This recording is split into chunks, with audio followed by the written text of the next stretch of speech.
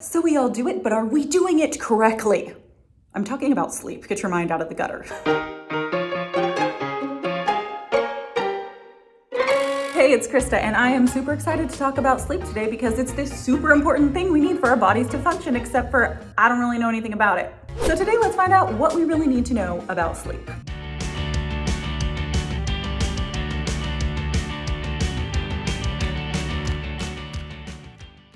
A lot of times when people can't sleep, they take melatonin. Is melatonin safe to take? And the truth is that melatonin is not a dietary supplement, it's a hormone. We buy melatonin over the counter and we don't really know if the dose and the quality of the product is okay because melatonin is not FDA regulated. When you think about taking melatonin as a quick fix, it's important to remember that our body already produces melatonin, so we need a low dose.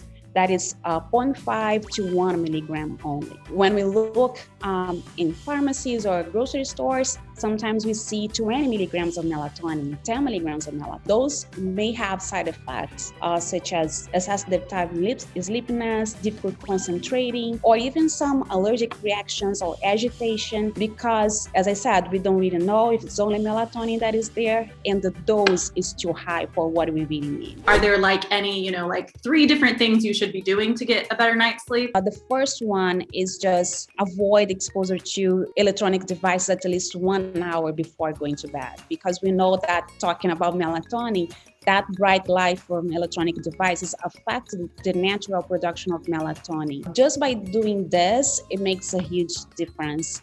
Also, it's important to have a bedtime routine. So we live in the society that is 24/7, right? And so sometimes we are working our laptops until midnight and then we shut down and say, okay, I'm going to sleep now.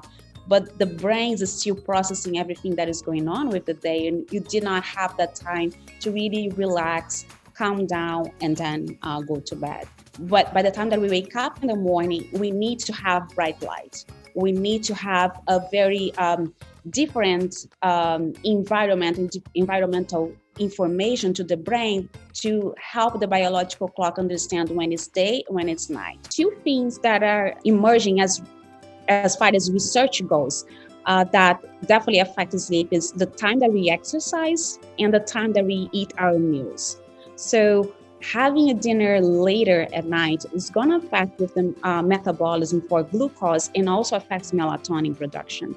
So we may not know that eating too late at night or having a heavy meal late at night is going to affect your sleep too.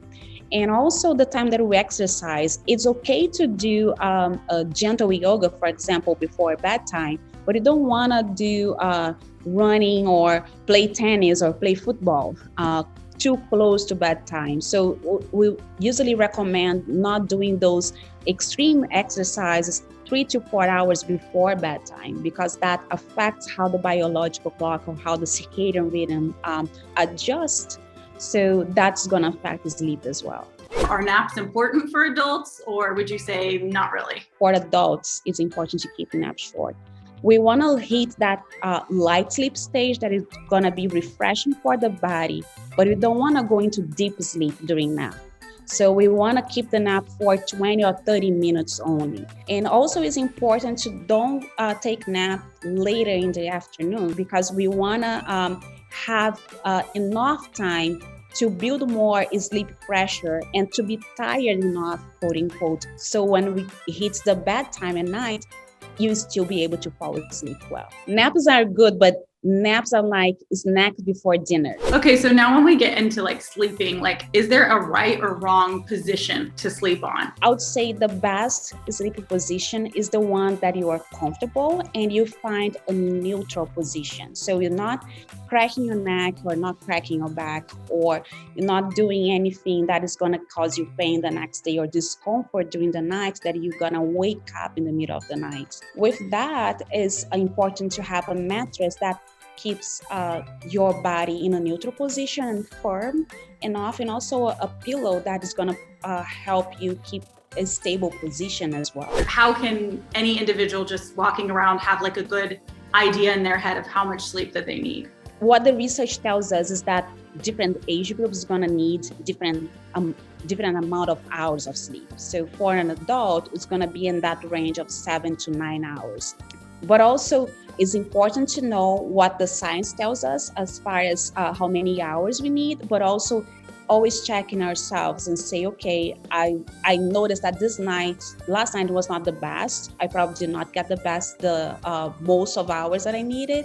So I'm trying to gonna adjust my behavior to get more hours the next day. It's also something new in the science that sleep is not just sleep. We need to keep in mind that sleeping is important for the full function of our body. So we need to be more careful and more considerate and mindful of how we treat sleep in our daily lives. And that's a skinny on sleep. The melatonin thing really blew my mind. Anyways, if there's a topic or anything that you want debunked that you saw on the internet, just let me know and I will do my best to reach out to an expert to get the actual facts and answers for us.